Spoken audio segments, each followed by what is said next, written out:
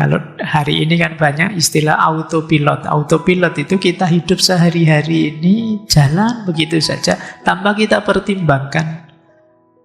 Kenapa saya melakukan ini, kenapa saya melakukan itu. Itu berarti kita hidup tanpa kesadaran. Sehebat apapun produktivitas kita, kalau tidak sadar, ya kita tidak bisa menikmatinya. Ya cirinya gampang lah. Kalau kalian sering tiba-tiba ujuk-ujuk merasa, sudah Rebo lagi. Nah, sudah Jumat lagi, kok cepet ya? Itu berarti kalian lebih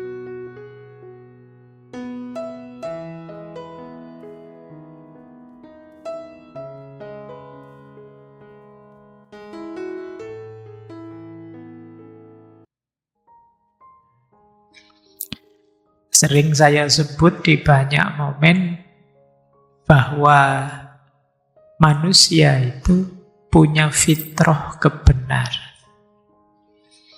Manusia tidak akan nyaman kalau dia disalahkan. Bahkan ketika dia salah. Kalian salah, terus orang nyebut kamu itu keliru, kamu itu salah, kamu itu dosa. Itu kalian tetap rasanya tidak enak, tidak nyaman. Ya sekarang banyak orang ngomong, ya jangan resisten dong kalau ada kritik. Jangan marah dong kalau orang kritik. Ya memang idealnya begitu. Tapi diakui saja, orang itu kalau disalahkan, dia tidak nyaman. Kenapa begitu? Karena dalam diri kita ada fitrah kebenaran. Kita inginnya benar. Kenapa sih orang itu kalau disalahkan tidak senang? Ini tesis saya saja. Yang pertama, setiap orang punya gambaran positif tentang dirinya. Bahwa aku itu baik, bahwa aku itu ideal, bahwa aku itu, meskipun orang seperti apapun, siapapun dia, perannya apa, di posisi apa, itu dia pasti punya gambaran, punya citra tentang dirinya yang baik. Saya nakal Pak, tapi kalau tentang persahabatan saya setia loh Pak. Semua orang begitu. Jadi dia punya citra yang baik tentang dirinya masing-masing. Maka ketika disalahkan, pasti dia berontak. Kenapa? Mempertahankan citra tadi loh. Lah ini kalau aku benar salah, berarti bayanganku tentang diriku tadi hancur. Itu yang membuat orang tidak nyaman ketika disalahkan. Yang kedua, manusia itu makhluk sosial. Ketika dia dinyatakan salah, ada kekhawatiran dalam dirinya, jangan-jangan karena saya salah, ini saya nanti dikeluarkan dari komunitasku. Saya tidak dianggap di circleku. Kalau nanti terbukti salah, saya malu di tengah kelompokku, apalagi kalau nanti mereka tidak mau menerimaku. Maka dianggap salah itu menggelisahkan. Kemudian yang ketiga, ada istilah defense mechanism. Defense mechanism itu manusia itu punya fitrah, otomatis akan membela dirinya. Punya mekanisme menyelamatkan diri. Itu defense mechanism. Itulah kenapa ya seperti tadi, orang dituduh salah itu otomatis dia akan bantah. Kadang-kadang kan kalau kalian lihat video-video itu ada orang ketangkep misalnya. Itu ya ono wae alasane. Ini baru sekali loh Pak. Ini baru ono wae alasane. Kenapa? Dia tidak nyaman ketika dibuktikan, ditegaskan bahwa dia melakukan salah. Maka itu betapa sakitnya kalau ada orang baik-baik dituduh salah. Wong orang salah saja disalahkan membela diri. Berarti pelajaran ya buat kita, jangan gampang-gampang menyalahkan orang. apalagi menyesatkan orang, apalagi mengkafirkan orang. Misalnya kayak gini, yuk ndak gampang-gampang karena diakui atau tidak itu menyakiti. Baik. Loh kalau gitu ndak boleh ngeritik. Ya ngeritik kok ndak apa-apa. Mau ngeritik itu untuk perbaikan. Tapi sambil daya empatiknya ditingkatkan. Oke. Wah, tiba-tiba ngomong itu ya. Padahal mau masuk ke Plato. Yuk kita awali tentang doksa. Saya awali dari opini atau dari doksa. Atau pendapat. Ini saya simplifikasi ya definisinya. Ya opini, pendapat itu ya sebenarnya pikiranmu sendiri tentang sesuatu. Yang itu berbeda dengan sesuatu itu apa adanya. Jadi doksa itu sering didefinisikan pengetahuan yang sumbernya panca indera atau pengalaman yang sifatnya berubah-ubah, tidak stabil. Itu doksa. Doksa itu berdasarkan dunia indrawi. Kalau doksa itu sifatnya mungkin benar, mungkin salah. Tidak sampai ke level benar yang sejati. Ini namanya doksa. Jadi kalau ada orang ngomong kok belakangnya ada, cuma ini menurut saya loh. Itu doksa berarti. Belum pasti. Oke, bisa salah, bisa benar. Itu doksa. Saya kasih contoh di situ misalnya, kalau ada orang ngomong, sejauh yang saya lihat, yang berjalan itu matahari kok. Yang mengelilingi bumi, wong dia pagi-pagi di timur, nanti sore tenggelam di barat. Itu kan kalian mengandalkan panca inderamu, mengandalkan matamu, terus kamu simpulkan, oh yang berjalan itu matahari, bukan buminya. Lah ini doksa. Kayak dulu kalian waktu SD, pensil dimasukkan ke dalam gelas. Nah, terus pensilnya dilihat dari luar, pensilnya kayak patah. Padahal kan aslinya tidak patah. Nah itu kamu simpul, wah ini pensilnya patah Pak. Itu doksa berdasarkan penglihatanmu, panca indramu saja. Kelihatannya begitu. Tapi kenyataannya bagaimana kita tidak tahu. Tapi terus kamu simpulkan hanya dari kelihatannya. Itu doksa. Oke, kamu kok lesu, ngantuk ya? Nah, ini kamu kok lesu itu faktanya sih. Tapi saya simpulkan kamu ngantuk itu bisa ya, bisa tidak. Itu pendapatku. Oke ya.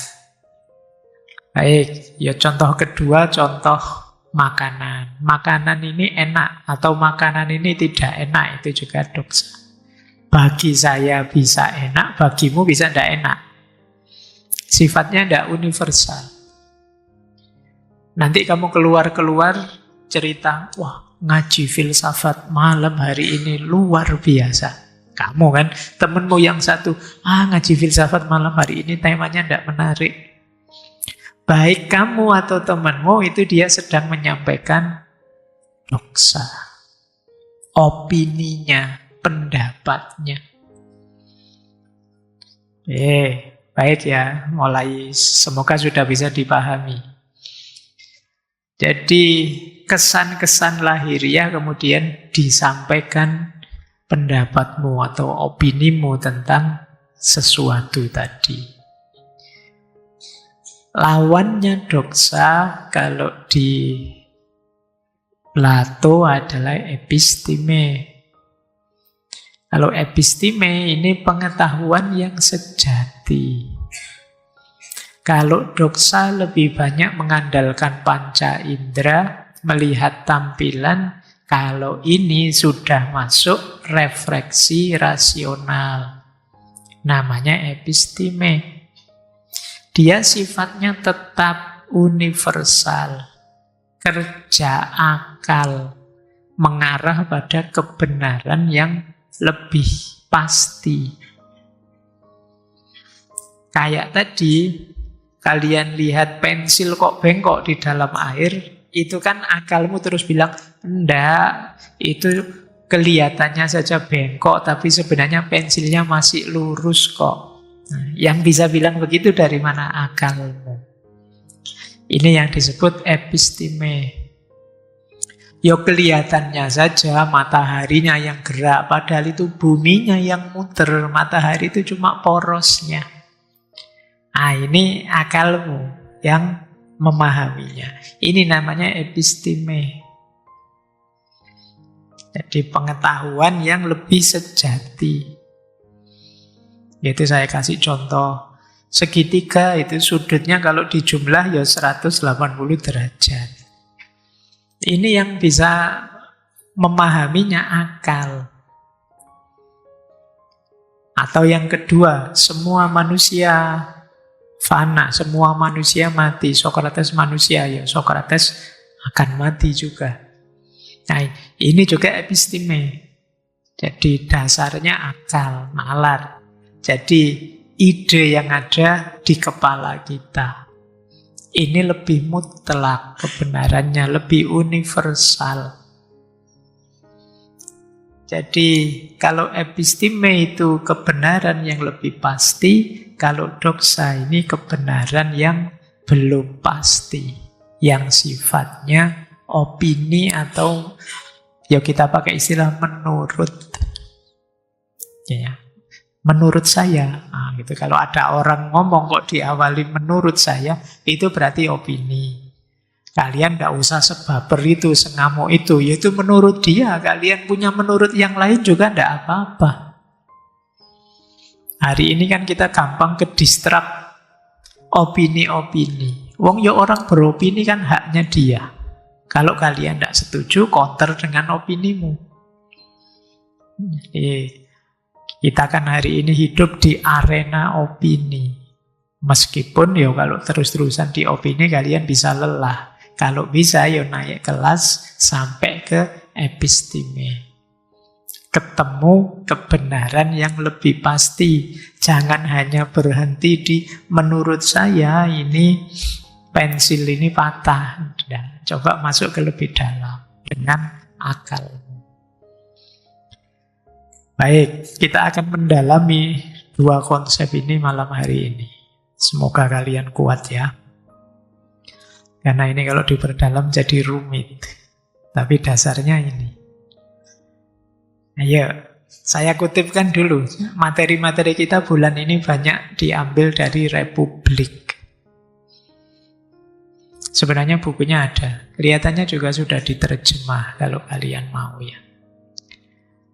Since knowledge is of what is and ignorance atau agnoia of what is not, opinion atau doxa must be of what is and is not.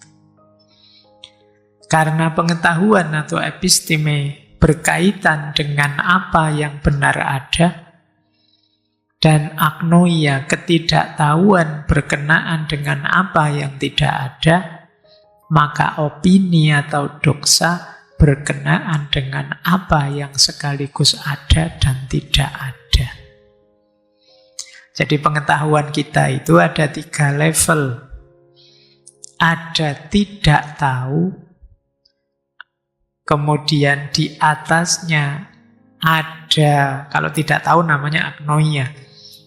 Ada antara benar dan salah, itulah doxa, dan ada yang paling tinggi yang sungguh benar, namanya episteme. Jadi tidak tahu, setengah tahu, dan tahu. Ini kalau pakai ayat dari Republik ini ya. Jadi 3 level, tahu, kemudian antara tahu dan tidak tahu, dan yang paling bawah tidak tahu. Kalian boleh cek pengetahuanmu yang mana bidang yang saya tahu, mana bidang yang saya tidak tahu, mana yang saya antara tahu dan tidak tahu. Jadi masih belum pasti. Ini namanya doksa. Oke, sebenarnya ada satu lagi yang tidak disebut oleh Plato, yaitu sok tahu.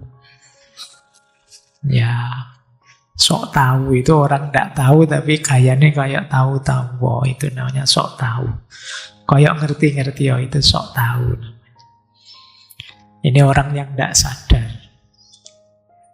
Oke, maka opini itu darker than knowledge, but clearer than ignorance. Opini itu lebih gelap daripada pengetahuan, karena dia di bawah pengetahuan. Tapi lebih terang daripada ketidaktahuan. Baik, kita lanjutkan. Nah, terus, pokoknya bulan ini kita filsafatan. Plato membuat konsep, ini namanya analogi garis, kalau di Republik ya. Doksa itu jenisnya dua. Ada eikasia, ada pistis. Kalau episteme jenisnya dua, ada dianoia dan ada noesis. Jadi yang tadi jenis opini itu, yang tidak pasti benar itu ada eikasia, ada pistis. Yang episteme yang sudah pengetahuan, yang universal, ada dianoia dan noesis. Apa bedanya? Eikasia itu imajinasi, bayangan, ilusi.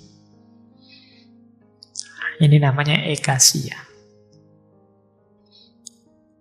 Jadi contohnya eikasia, misalnya saya lihat kamu, kamu rambutmu gondrong gitu, mesti kamu jarang sholat ya. Ini eikasia. Jadi bayangan, kira-kira, dugaan yang lemah, tidak ada satu fakta yang mendukung juga. Hubungannya apa Pak gondrong sama tidak sholat? Tidak ada, tapi ya kira-kira saja. Itu namanya eikasia. Jadi dugaan, bayangan, ilusi tentang sesuatu. Jadi ya contohnya mengira bayangan sebagai benda asli. Ini bentuk doksa paling lemah. Jadi biasanya orang kalau ditanya, loh dari mana kamu simpulkan gondrong itu tidak sholat? Ya kira-kira saja. Nah, ini paling lemah. Jadi kadang-kadang kita suka-suka ngomentari orang tanpa melihat sedikit pun bukti atau fakta, hanya bayangan kita saja. Oh, mahasiswa kayak gitu itu mesti nilainya jelek, nanti mesti lulusnya lama itu. Loh disimpulkan dari mana? Ya dilihat dari wajahnya saja. Aja hubungannya dari mana? Tidak nyambung. Loh, ini kalau kalian lihat di medsos, banyak orang yang ada di level paling rendah ini, eikasia. Tidak ngerti-ngerti komentari kita misalnya. Jadi tidak tahu aslinya apa, terus komentar panjang lebar. Ini eikasia. Dasarnya apa? Ilusinya sendiri, bayangannya sendiri. Oke, berarti kalau kalian ada di sini, kalian ada di level opini paling lemah. Jadi dugaan yang paling lemah. Nanti ada lebih tinggi lagi namanya pistis. Pistis itu kepercayaan. Kalau tadi kan lebih imajinasi, kalau ini percaya saja. Jadi kepercayaan yang berdasarkan pengalaman sehari-hari.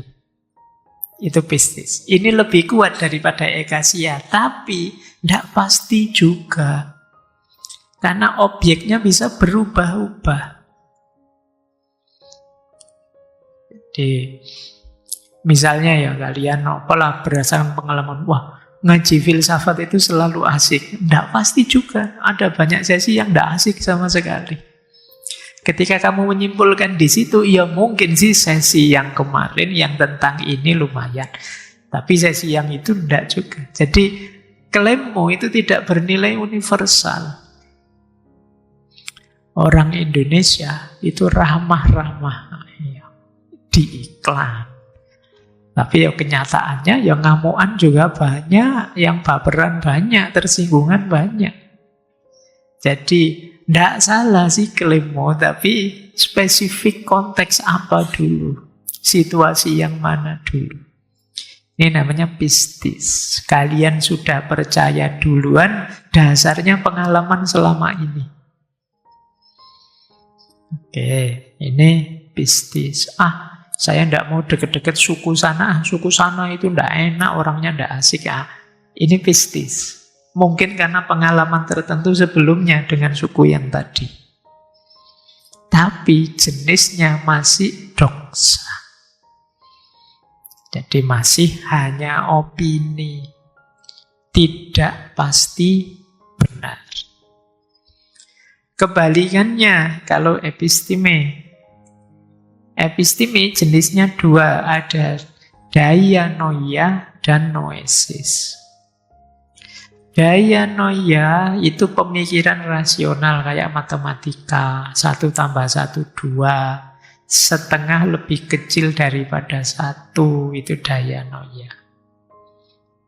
Jadi saya makan itu kuatnya 1 piring. Ini dikasih 2 piring, pasti tidak habis. Itu rasional, logis. Dianoia.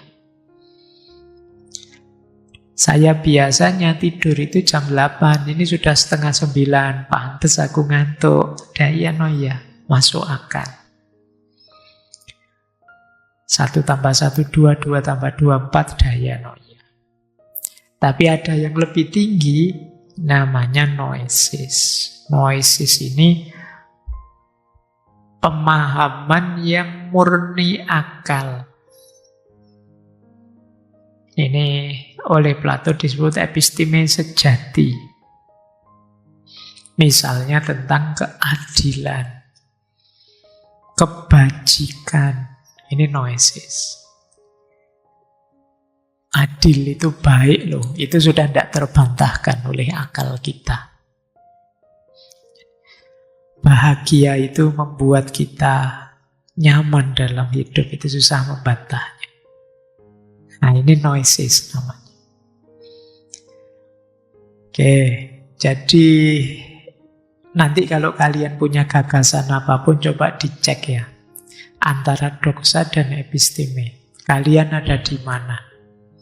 Apakah ada di imajinasi eikasia atau di kepercayaan pistis atau di episteme dianoia, pikiran yang rasional atau noesis, pengertian intelektual yang murni. Ini nanti berhubungan dengan konsepnya Plato tentang idea. Baik, kita masih filsafatan terus ya. Ini nanti belakang-belakang baru kita mencari relevansinya untuk hidup kita. Dilanjutkan penjelasannya oleh Plato.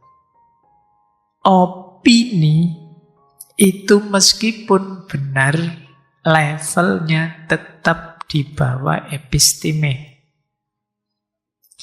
True opinion atau orthodoxa is not the same as knowledge atau episteme. Jadi opini meskipun benar tidak sama dengan pengetahuan.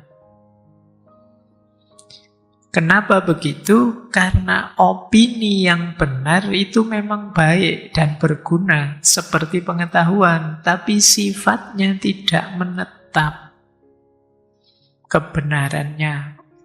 Jadi sekedar opini tadi, apakah itu kepercayaan, apakah itu tadi imajinasi, kadang-kadang ya benar. Tapi dia tidak menetap. Kenapa? Tidak ada pendukung rasionalnya. Itulah. Jadi mungkin benar anak yang gondrong tadi tidak sholat. Tapi kan tetap statusnya bisa ya, bisa enggak. Kenapa? Kamu enggak punya pendukung rasional. Gitu loh. Misalnya, wah, itu yang lengannya penuh tato itu, oh itu mesti juga golongannya enggak pernah wudhu itu. Nah, misalnya contohnya. Loh, ini kan doksa. Mungkin juga benar loh, anak itu memang tidak pernah sholat, tidak pernah wudhu. Tapi kan tidak bisa universal.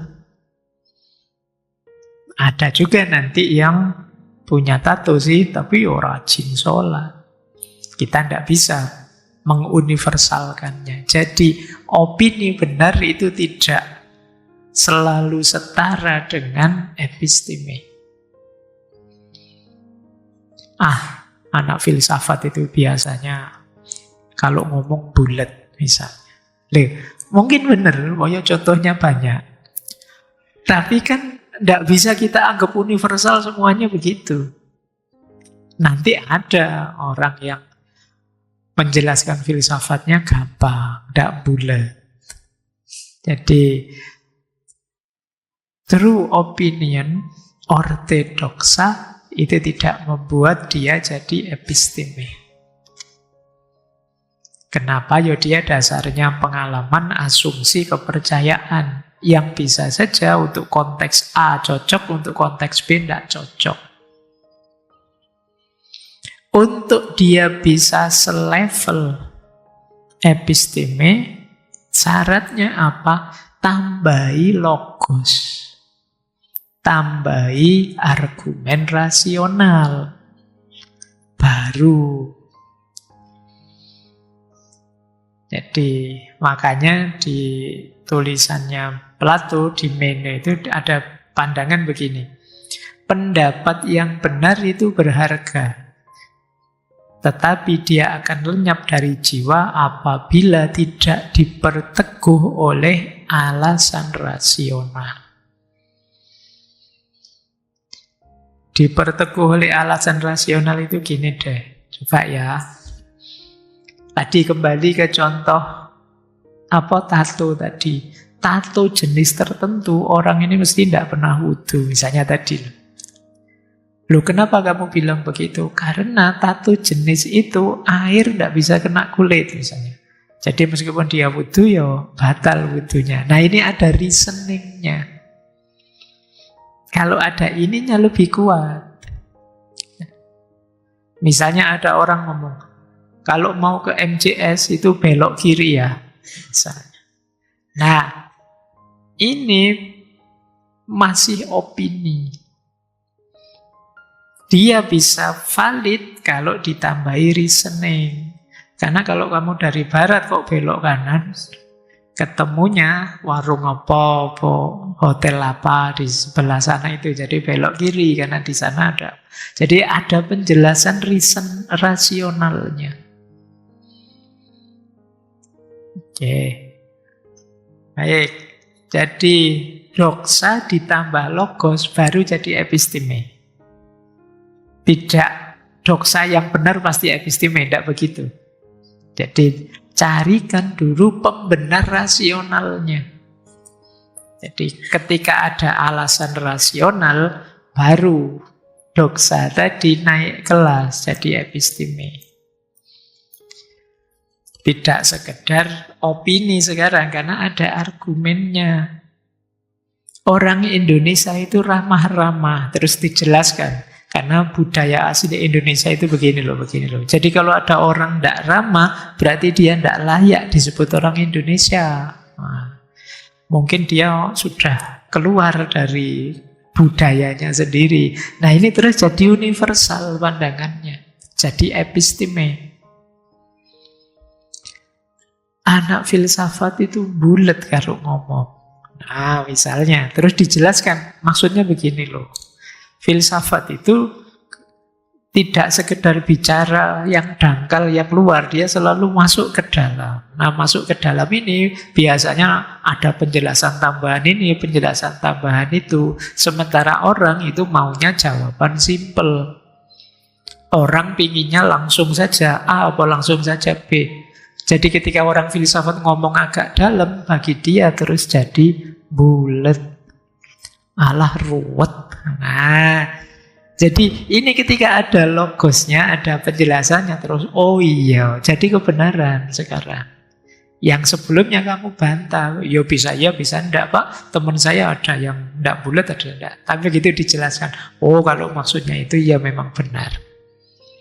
Jadi doxa plus logos, lahirnya episteme. Oke, yo karena kan kadang-kadang masyarakat kita itu kan banyak yang inginnya kayak kalian tadi loh, ingin instan saja, enggak perlu bulat. Jadi begitu ada orang ngomong panjang, kesannya jadi bulat. Makanya saya kapan itu diundang televisi untuk model ceramah agama yang ada tanya jawabnya. Terus saya bilang, janganlah. Nanti karena saya khawatir kalau ada tanya jawab terus saya jawab panjang lebar versi filsafat, nanti pemirsanya lari. Karena wong yo kalau di kita kan pertanyaan itu orang maunya jawaban alam kok yo haram apa halal gitu aja loh. Enggak usah ruwet-ruwet menurut ulama ini, ulama itu kesuwen ustaz, langsung saja lah halal apa haram. Kan kita maunya begitu. Kalau dijelaskan detail kita ndak betah. Maka model-model penjelasan filsafat terus dikesankan ruwet bulat kemana-mana, langsung intinya saja loh. Yang dimaksud intinya itu maksudnya tidak muter-muter. Yo, itu istimewanya kita. Jadi ini juga pelajaran ya buat kalian. Karena kadang-kadang masyarakat kita itu maunya barang jadi. Sulit kalau diajak berpanjang-panjang nalar mereka. Sudahlah, biar yang mikir diwakilkan kalian saja, saya terima jadi. Kalau hari ini kan banyak istilah autopilot. Autopilot itu kita hidup sehari-hari ini jalan begitu saja tanpa kita pertimbangkan kenapa saya melakukan ini, kenapa saya melakukan itu. Itu berarti kita hidup tanpa kesadaran. Sehebat apapun produktivitas kita, kalau tidak sadar, ya kita tidak bisa menikmatinya. Ya cirinya gampang lah. Kalau kalian sering tiba-tiba ujuk-ujuk merasa, sudah Rebo lagi. Nah, sudah Jumat lagi, kok cepet ya? Itu berarti kalian lebih banyak autopilot. Menjalaninya secara sadar. Maka di sini Plato mengingatkan, mungkin kita hidup dengan banyak doxa, tapi tambahkan logos. Di antara cara mudah memasukkan logos itu, coba bertanyalah mengapa. Meskipun pertanyaan mengapa itu bisa menjengkelkan. Saya masih ingat dulu almarhum bapak saya itu punya satu kalimat sakti untuk membuat saya berpikir. Beliau saya cerita apa saja capean, terus beliau bilang, terus ngopo? Pak, alhamdulillah saya kemarin menang lomba cerdas cermat. Iya, lah terus ngopo? Saya ranking 1 loh Pak. Iya, lah terus ngopo? Jadi ini pertanyaan yang membuat kita berpikir. Iya sudah ranking 1, lah terus kalau sudah ranking 1 mau apa? Selanjutnya bagaimana? Apa sudah selesai ceritanya? Apa sudah selesai perjalanannya? Kan masih panjang. Makanya beliau selalu mancingnya pakai kalimat, lah terus ngopo? Ya mungkin khawatir tak tagih hadiahnya dong. Mungkin gitu ya. Cuma beliau ya pertanyaannya sering begitu. Nah itu pelajaran penting untuk kita kalau kalian ingin jadi filosof. Sering-sering bertanya mengapa. Mengapa sih begini? Mengapa sih begitu itu? Kalian akan hidup dengan kesadaran yang sangat penuh. Ya, kita lanjutkan. Ini kita mulai di kehidupan konkret kita. Tadi kan definisi-definisinya. Ini yang sering kita alami hari ini, namanya doksa publik. Doksa publik itu keyakinan bersama masyarakat yang terbentuk dari kebiasaan, tradisi, emosi, persuasi, bukan dari pencarian kebenaran yang rasional. Ini namanya doksa publik. Mungkin kadang disebut common sense, sudah dianggap benar begitu saja. Kenapa dianggap benar? Karena selama ini begitu. Kenapa dianggap benar? Karena banyak orang yang lain juga begitu. Ini namanya doksa publik. Jadi, ya contohnya nalar doksa publik itu misalnya kalau banyak orang setuju berarti itu benar. Kalau hari ini ya yang viral berarti benar. Komennya kok positif semua berarti benar. Ini doksa publik. Hasil survei menunjukkan, ini doksa publik. 80% pemilih memilih. Ini doksa publik namanya. Jadi doksa publik itu ya suara terbanyak, tradisinya begitu, biasanya begitu. Common sense di masyarakat, itu doksa publik. Anak ini rajin sekali ya, tekun sekali kuliahnya. Pasti dia nanti jadi orang besar. Ini doksa publik. Padahal kadang-kadang yang males, tidak lulus-lulus, dosennya sampai jengkel, tiba-tiba begitu lulus jadi orang besar. Kan banyak yang begitu. Tapi sudah terlanjur jadi doksa publik bahwa anak tekun, rajin, soleh, inilah yang masa depannya cerah. Jadi common sense-nya begitu.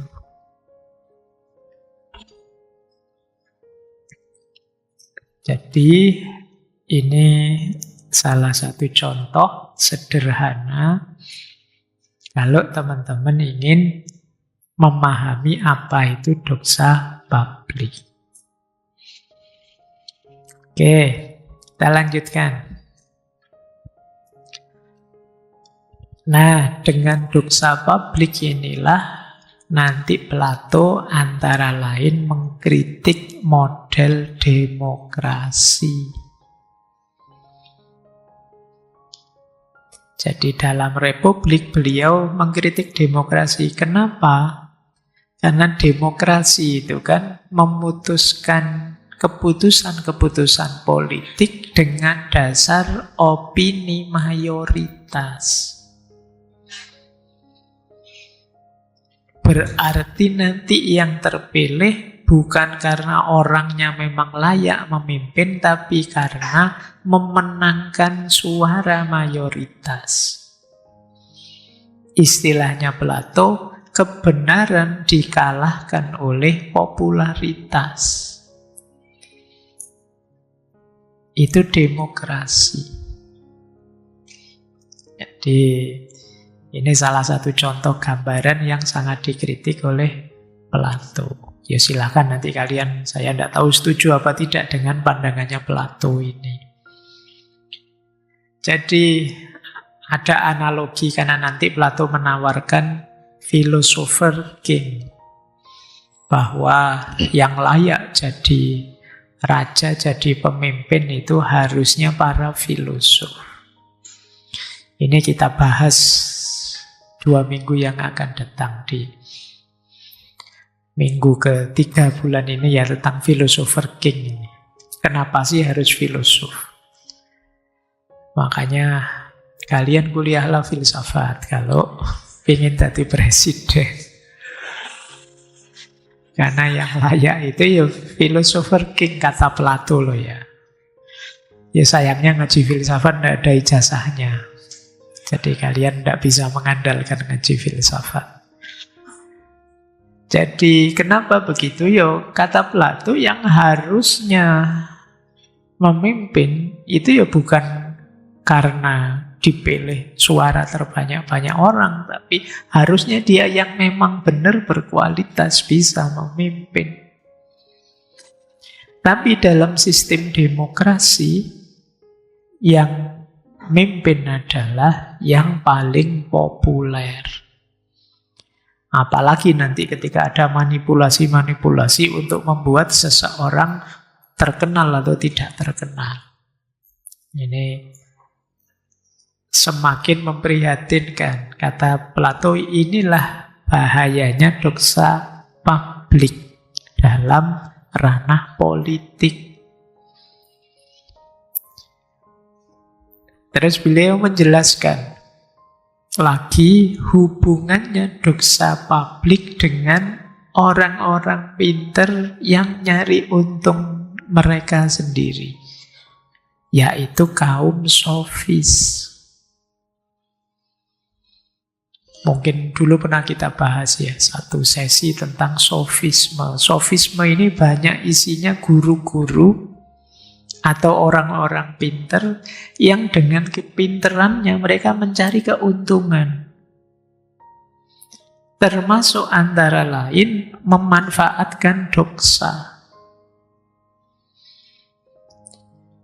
Ini jaraknya tipis ya. Yang satu istilahnya filosofi, yang satu sofis.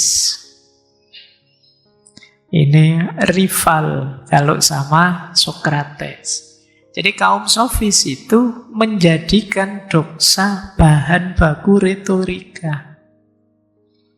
Jadi mereka ini tidak anti doxa, padahal doxa hanya opini, tapi dia tahu doxa publik ini disukai oleh masyarakat, maka mereka memanfaatkan itu untuk memperoleh simpati dari masyarakat. Jadi kalau dalam bukunya Plato yang Gorgias dan Protagoras itu beliau menyebut orang sofis itu melihat ini masyarakat sedang trennya apa ya, yang disukai apa ya, kalau hari ini yang viral apa ya.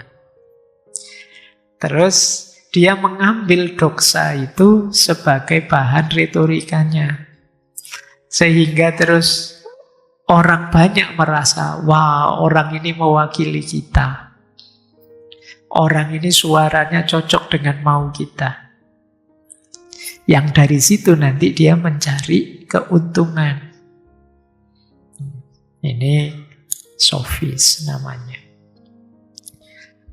Apa istilahnya? Mungkin belakangan ada istilah cek ombak. Nah, dicek ombak, kira-kira masyarakat suaranya gimana ya? Oh, ternyata kecenderungannya ke sana. Dimanfaatkanlah kecenderungan masyarakat itu, dimanipulasi untuk kepentingannya. Ini sofis. Yang kedua, orang sofis ini pinter membuat doxa seolah-olah seperti episteme. Dengan retorikanya, dengan bahasa yang indah, dengan analogi yang memikat, dengan permainan emosi, dengan logika yang tinggi. Orang nganggep, ini kelas tinggi, ini luar biasa. Saya sulit memahaminya, nggak paham-paham, canggih memang. Orang terpesona oleh itu, dianggapnya itu episteme, padahal doxa. Alah, itu kayak mahasiswa baru yang suka pakai istilah-istilah keren, itu kan sering begitu. Kalau mahasiswa lama sudah males ya. Biasanya yang semangat kan baru, itu kan biasanya gitu, anak-anak baru baca buku 1-2 terus wah bertaburan istilah-istilah hebat. Kalau ngomong sudah, wah ini sesuai paradigma eksistensial yang sedang. Kita kan senangannya ngono. Nah, kaum sofis agak mirip-mirip begitu. Orang terpesona dengan retorikanya. Atau memainkan emosi publik. Kita jadi tersentuh, kita jadi ikut marah, kita jadi ikut sedih, ikut nangis, dan lain sebagainya. Ini khas, namanya kaum sofis, tapi pada akhirnya mengarah untuk kepentingannya sendiri atau kepentingan kelompoknya. Kemudian, bagi orang-orang sofis ini yang memanfaatkan doksa publik tadi, dia menggunakannya untuk menang debat. Zaman itu masih banyak perdebatan-perdebatan terbuka. Jadi arenanya masih terbuka. Di mana-mana sering terjadi. Ya kayak sekarang mungkin ya ada banyak media, banyak podcast yang mewadahi orang debat. Nah, zaman itu orang-orang sofis ini menggunakan doksa untuk menang debat. Bagi mereka yang penting menang. Benar itu belakangan saja.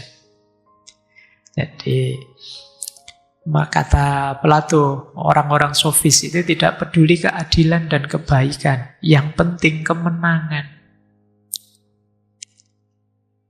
Yang keempat, mereka juga orang-orang sofis ini pandai menjual doksa. Jadi mengkomodifikasi. Jadi mereka ini mengut bayaran. Jadi ketika mereka membela seseorang atau sekelompok orang, mereka pintar membuat yang lemah tampak kuat atau sebaliknya. Mereka bisa membenarkan yang salah atau menyalahkan yang benar.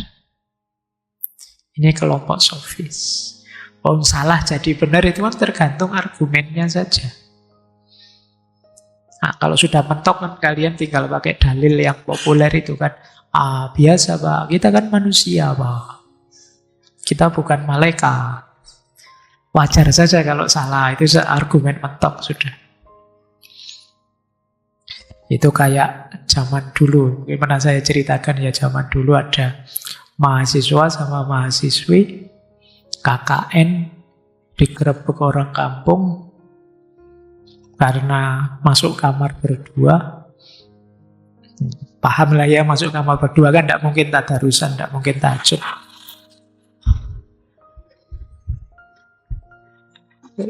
Itu kan dia.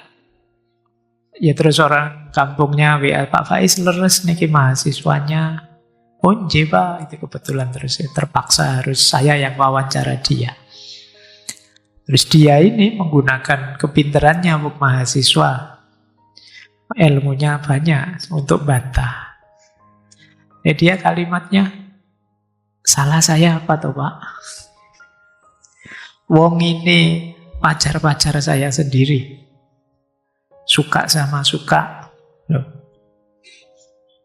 Terus kalau ada resiko apa-apa, misalnya dia hamil apa-apa, saya siap tanggung jawab.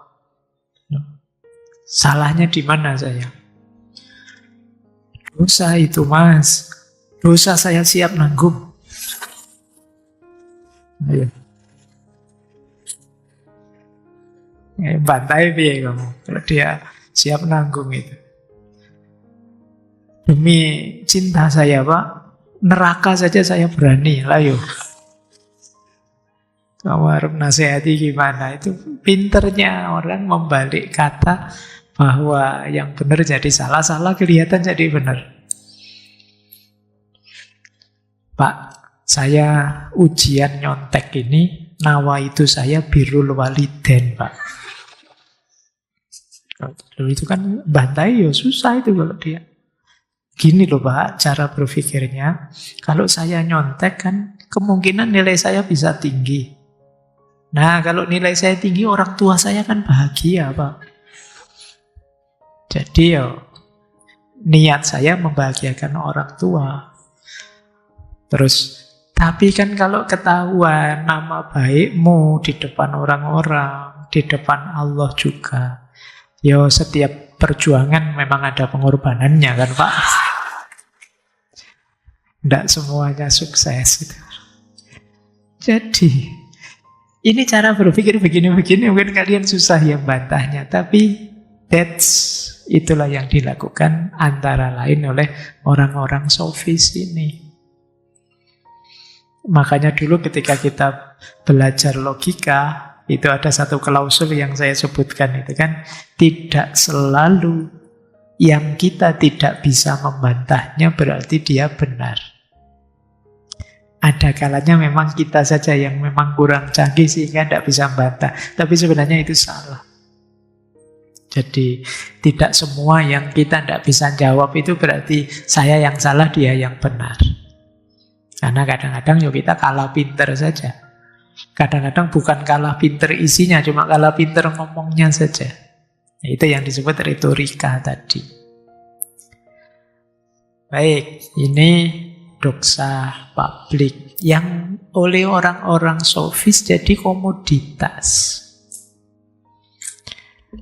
Kalau analoginya Plato dalam Gorgias, filsafat itu seperti obat. Kalau sofis itu seperti kosmetik. Obat itu menyembuhkan, meskipun kadang-kadang pahit. Tapi kalau kosmetik, ya memang menampilkan sesuatu dengan indah, meskipun kadang-kadang menipu. Jadi ya, kalau sekarang mungkin tidak perlu mahal-mahal kosmetik lah, kalau kalian foto pakai filter lapis berapa gitu kan. Pencitraannya saja, tidak masuk ke hakikat kebenaran terdalamnya. Jadi sebenarnya doksa, tapi dikemas seolah-olah episteme. Ini nanti penting untuk situasi kita hari ini, banyak yang seperti itu. Baik, kita lanjutkan. Masih tentang doksa publik. Ada satu kisah yang tragis, yang mengesankan Plato, yaitu kisah gurunya. Yang ketika itu kemudian dieksekusi, kisahnya Sokrates. Dalam pengadilan Sokrates inilah Plato melihat bagaimana doksa publik itu bisa jahat. Jadi teman-teman mungkin masih ingat ya dulu di sesi Sokrates, ketika beliau dihukum mati, dituduh dengan dua alasan utama. Yang pertama, tidak menghormati dewa-dewanya Yunani saat itu. Dan yang kedua, merusak kaum muda, merusak pikirannya anak-anak muda. Jadi anak-anak muda jadi kritis. Itu pemerintahan Yunani saat itu tidak terima. Karena ketika jadi kritis dianggap rusak pikirannya. Anak baik mungkin seperti kita sekarang. Anak baik itu anak yang manut, patuh, tidak pernah protes, tidak pernah usul ini, usul itu, disuruh apa-apa, ya saja. Nah, ketika ada yang kebalikannya itu, terus dianggap merusak. Ini biang keladinya mesti yang ngajari mereka ini. Akhirnya ditangkaplah Sokrates. Nah, yang mengadili Sokrates saat itu kan juri-jurinya warga Athena sendiri. Itu ada semacam pengadilan rakyat. Mekanismenya demokratis dengan voting. Dan dalam voting itu ya suara yang benci Sokrates menang. Jadi menurut Plato dalam apologi, sebenarnya tuduhan pada Sokrates itu bukan tuduhan yang gimana-gimana, cuma tuduhan karena prasangka lama, gosip-gosip lama. Yang gara-gara ini terus Sokrates dihukum mati. Kata Plato, ini salah satu contoh adanya doksa publik. Kepercayaan umum masyarakat. Karena masyarakat nganggap biasanya begitu ya begitu. Misalnya ya kita cenderung benci siapa misalnya. Orang ini kita benci. Nanti ada kasus jelek apapun, kita anggap ya orang ini mesti biang keladinya. Itu sama yang dialami Sokrates. Sejak lama memang Sokrates dibenci oleh orang-orang tertentu. Nah, ketika kemudian ada fenomena-fenomena negatif apapun, diarahkannya selalu ke Sokrates. Ini mesti kerjaannya Sokrates. Anak muda-muda jadi banyak ngomong gini, mesti kerjaannya Sokrates. Ini kerjaannya.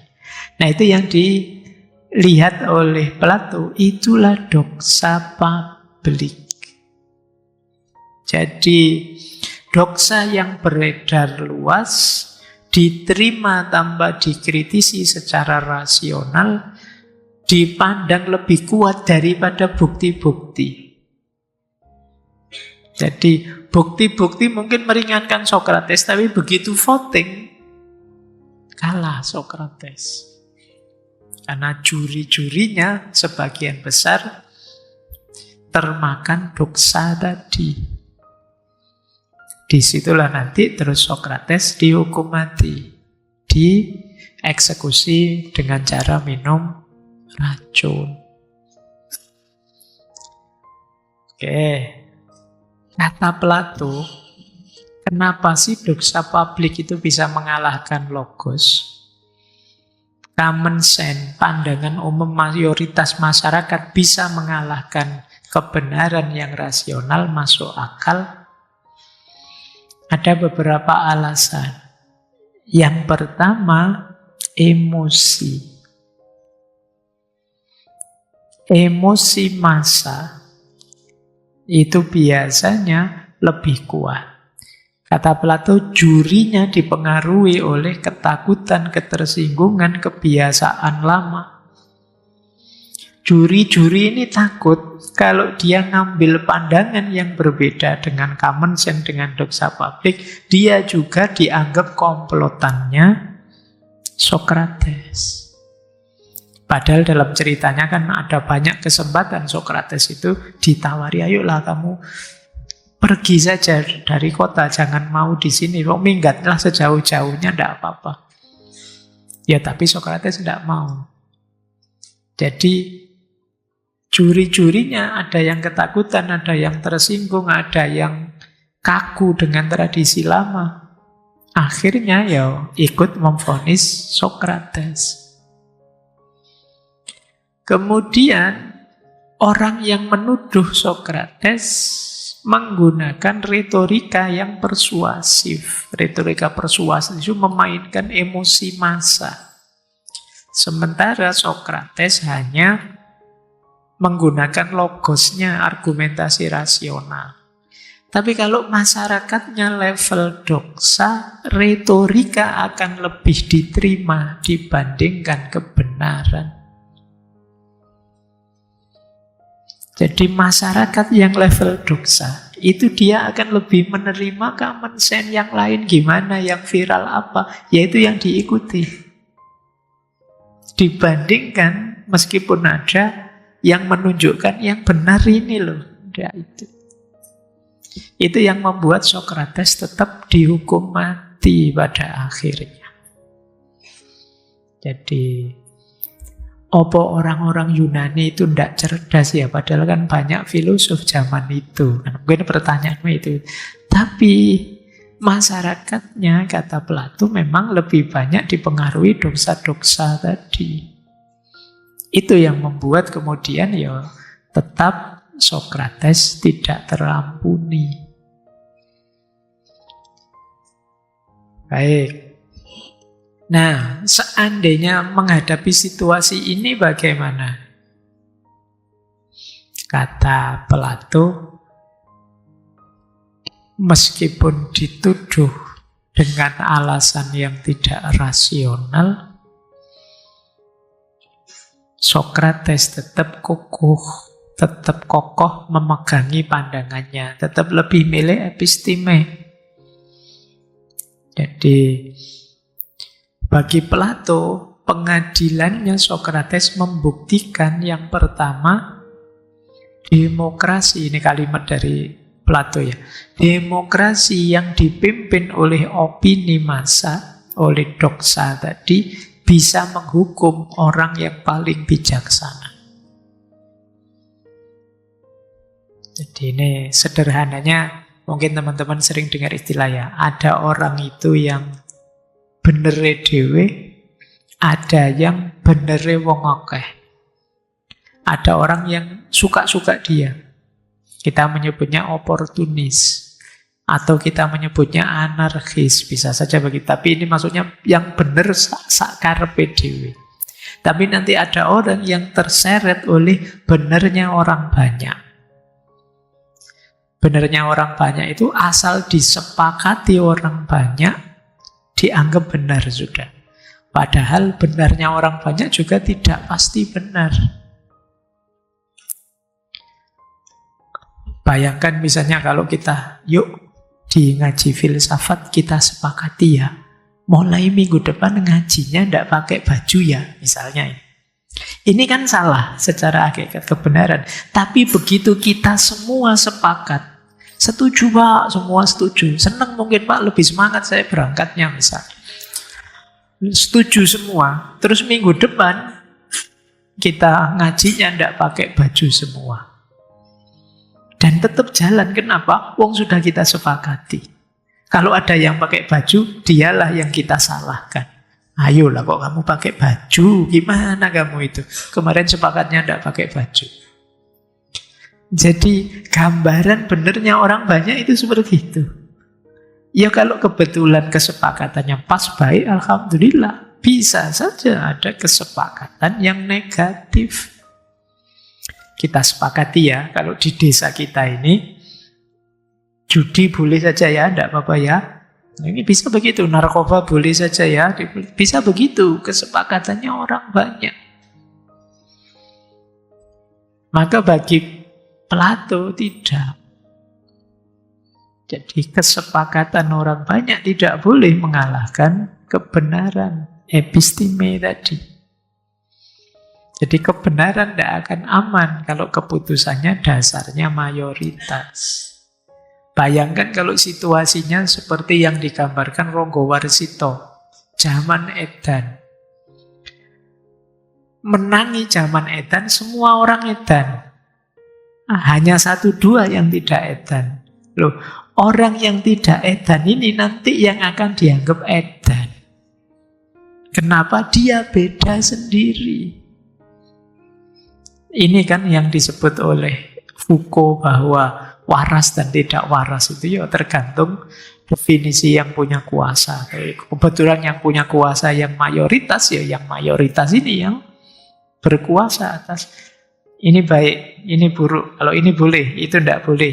Ini waras, kalau itu tidak waras. Loh, kalau mayoritasnya orang tidak waras, ya yang waras akan dianggap tidak waras. Karena ketidakwarasan mereka posisinya normal bagi mereka. Jadi ini yang tadi saya sebut ya, di antara kritiknya Plato pada doxa yang publik tadi. Itu nanti yang membuat beliau, ya negara itu memang pemimpinnya harus filosof. Bukan dipilih mayoritas. Nah, kata Plato, Sokrates tidak mau berkompromi, tidak mau menyesuaikan diri dengan doxa publik. Beliau tidak mau ngerayu-rayu jurinya, tidak mau nyogok-nyogok jurinya, tidak. Beliau juga tidak mau menjual emosi atau nangis-nangis biar dikasihani, bikin tweet yang viral biar didukung semua orang. Dia tidak melakukan itu. Yang penting dia bicara jujur apa adanya, inilah kebenaran dan apapun resikonya saya siap nanggung.